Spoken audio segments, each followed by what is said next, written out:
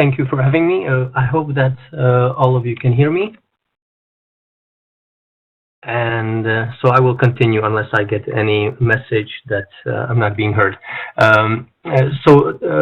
I worked on this study since last year when I was with the United Nations Ewha office in Beirut, Lebanon.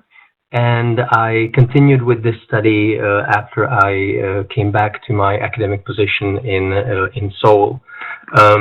So I will talk about the opportunities of young children across the Arab region for development in terms of health, nutrition, cognitive development, and emotive development, or development at home. I will talk about, and this paper is about three things: so the typical level of children's opportunities in each country in the region, and the inequality in the opportunities across different households, so across different demographic groups within each of the countries. And the specific contribution of this study is to look at evolution over time. So I use, I believe, 37 surveys here from 16 Arab countries. So for most countries, I have 2, 3, or 4 waves of the surveys, and I can track how the typical opportunities and how the inequality changes over time. And just briefly about literature. So this paper follows on a couple of reports and a book by the World Bank by Al-Khogali and Kraft, which reviewed children's opportunities in the region compared to the rest of the world. And in this study, I tried to do something to complement these results by using more recent survey waves and specifically looking at the evolution over time. These are the data sources. There's a list of 16 countries for which I have 37 either demographic and health surveys, or the multiple indicator cluster surveys, or the Pan-Arab Project for Family Health surveys.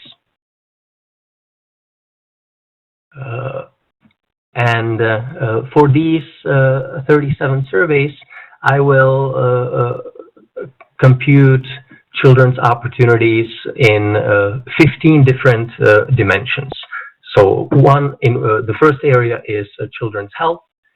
And in that area, I look at pregnant mothers' access to qualified doctors during pregnancy, adequate number of visits to doctors during pregnancy, and assistance with delivery of the baby. Then for children's own health, I know their access to vaccination for 6 important preventable diseases, adequate access to iodized salt within the household. Between children's health and nutrition, I will study children's anthropometric measurements, including weight for height, weight for age, and height for age, and the related indicators for the rates of stunting, underweight, and wasting in the population. And to study children's cognitive and emotive development, I will review the status of children's developmental activities at home, whether parents spend time, sing songs, tell stories, play outside with the children. Then I will look at enrollment in preschool programs and nurseries among the children. And finally, I will look at violent disciplining, of the children and exploitation of children for housework. And these are the traditional measurements of early childhood development opportunities by the United Nations and World Health Organization. So I will be using the standard definitions of children's development. Just briefly about methods. So basically, I will report several statistics about children's development opportunities. One is the average typical access rate in each of the surveys. Then, as a first measure of inequality within each country, I will look at the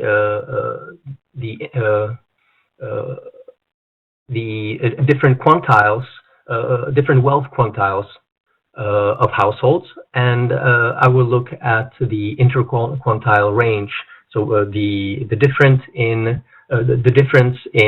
development opportunities between the richest 1/5 of households and the poorest 1/5 of households. And as another measure of inequality within each country, I will look at various characteristics of households, including wealth, mother's education, father's education, urban versus rural residence, administrative region in which the household lives, sex of the household head and sex of the child, to define least advantaged versus the most advantaged households, and again look at the differences in childhood opportunities between these two groups.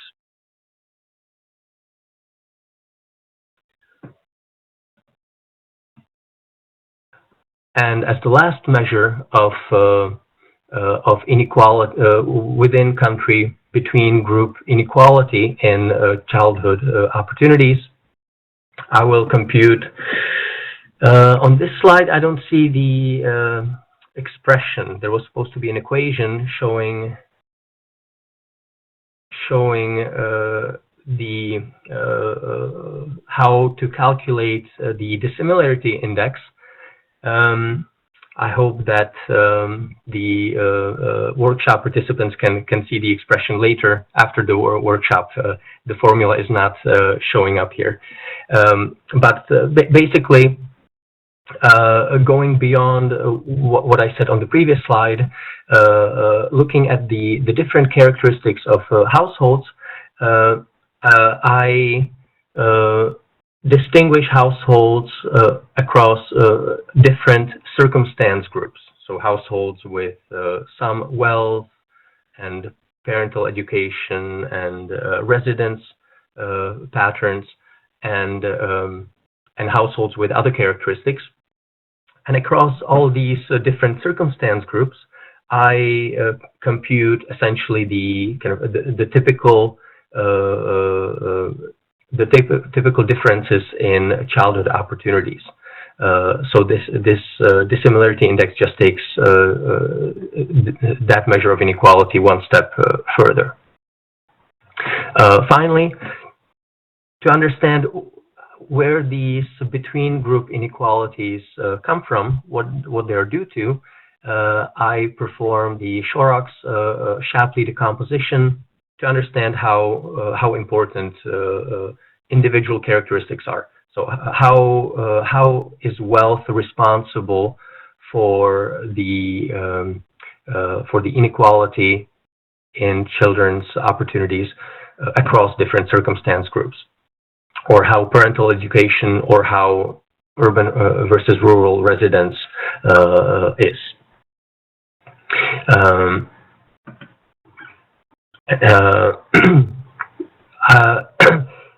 So this paper uses a lot of surveys, a lot of development indicators, and various measures of the typical rates of access and inequality of children to these types of development. I will not present all of these results, and I will talk just about some general trends that I observe across the region. So So in the following few tables, you will see in different columns the different development indicators, starting with health indicators and some nutrition indicators and cognitive and emotive development indicators. And in different rows, you will see individual countries. So we have 16 rows here, one for each country. And within each cell, because for some countries we have 2 or 3 or 4 waves, I'm tracking how the typical access to these indicators changes across survey waves. And just to summarize all of this information, if the cell, if in particular country we see an improvement in typical access to children's opportunities, I color that cell green. And if we see a worsening in the conditions, then I color the cell red. Oops. On this slide, to visualize this a little bit better, I put circles around the countries and indicators that, in my view, experience either clear worsening of conditions or improvement in conditions across various indicators. And so if I circle a particular indicator or a country red, that indicates that in that country or for that particular indicator we see many cases of worsening. If I color a country or an indicator green, that indicates that typically we see improvements in that country or in that indicator. In general, we can say that from this large table, the general summary is that among all of these countries, access to early childhood development is generally low, with an average of 22% of children being stunted, 12% being underweight, and 8% wasted. Only 49% of children have access to iodized salt, and only 53% are fully vaccinated. Enrollment in nurseries and preschool programs is particularly low, at 27% and 24% respectively. And there's a wide disparity in children's access to opportunities across the region, from, let's say, fewer than 7% of children being stunted in Palestine or Tunisia to 38 or 53% being stunted in Somalia and Yemen. And we also see that the enrollment in preschool programs is only 4% in Iraq, while it is 94% in Palestine.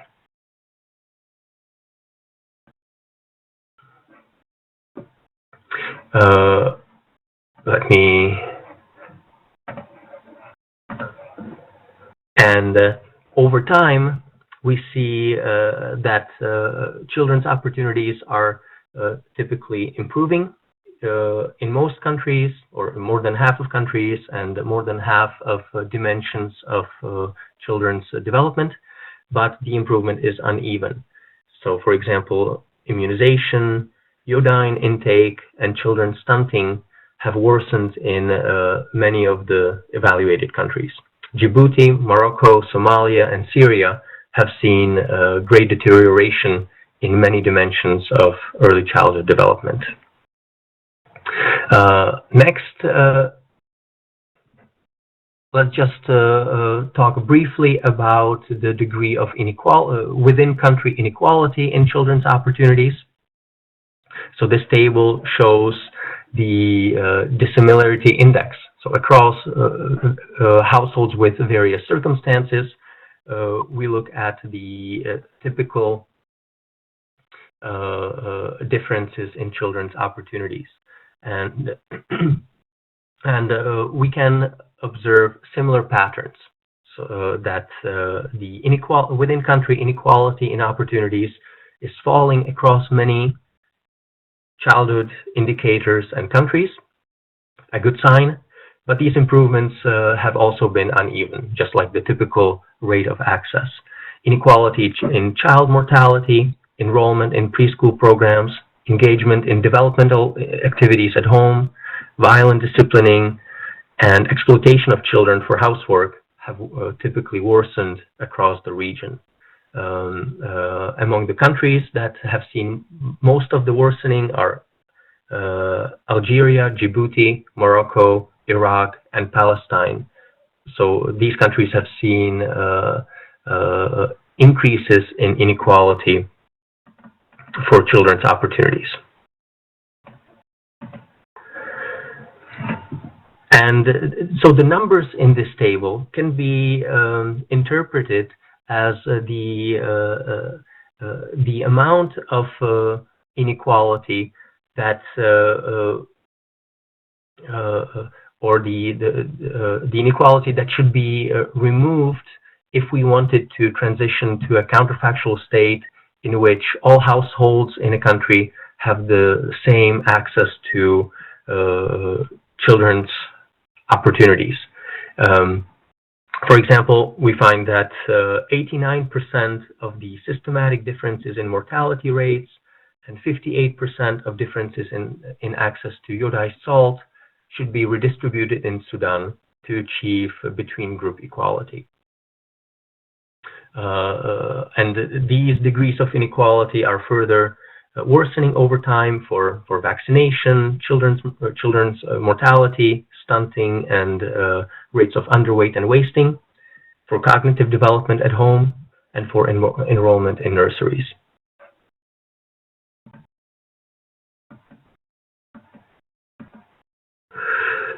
I will not go over the results for individual household characteristics. I will leave this for the audience to review later.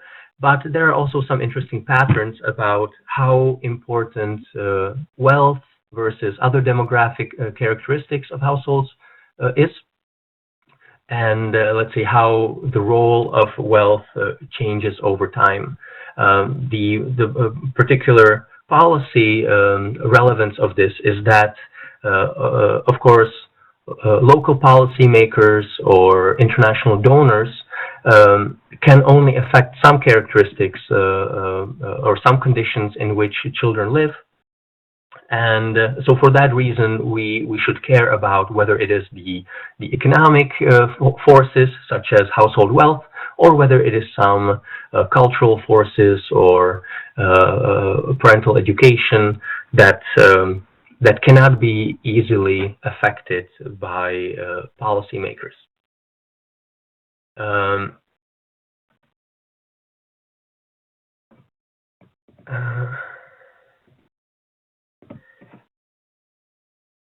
Because the time is running short, I will skip to conclusions of my study. I will flip through my slides. I have also looked at children's physical growth, their height for age, weight for age, and weight for height, as well as the stunting, underweight, and wasting rates across different ages of children to see whether the nutrition problems occur in the early months of life or in following years. And my paper talks about some patterns there.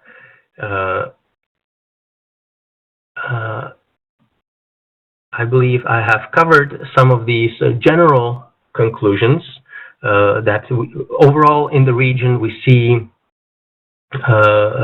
improvement in typical conditions in most of the countries and for most childhood development indicators, but there are some clear gaps, and some of the gaps are quite systematic. That's in some countries we observe for many indicators that the situation of children is getting worse, and that same thing applies to inequality. That in some countries we see the worsening of inequality across multiple dimensions of children's development.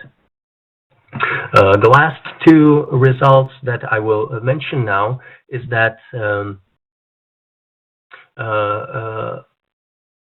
in relation to the individual household characteristics driving inequality, there is an interesting role of household wealth. We can see that the disparity between the poorest and the richest households appears to be largest for development activities facilitated by markets or local governments, such as nursery and preschool attendance and access to iodized salt, while they are relatively low for non-market activities such as children's developmental activities at home and abuse of children. So that suggests that's really we can view this finding as positively that local regulators or national policymakers and international donors have some space to improve the conditions of children in the region, because the types of children's development that can be affected are currently at low levels, subject to high inequality, and so the policymakers can achieve improvements by improving infrastructure and bringing resources to the least advantaged families. Finally, in relation to the theme of this workshop, so one nice feature of my data is that it includes countries that have undergone political changes in recent years and countries that have not. And it includes survey waves from before the Arab Spring and some survey waves from after.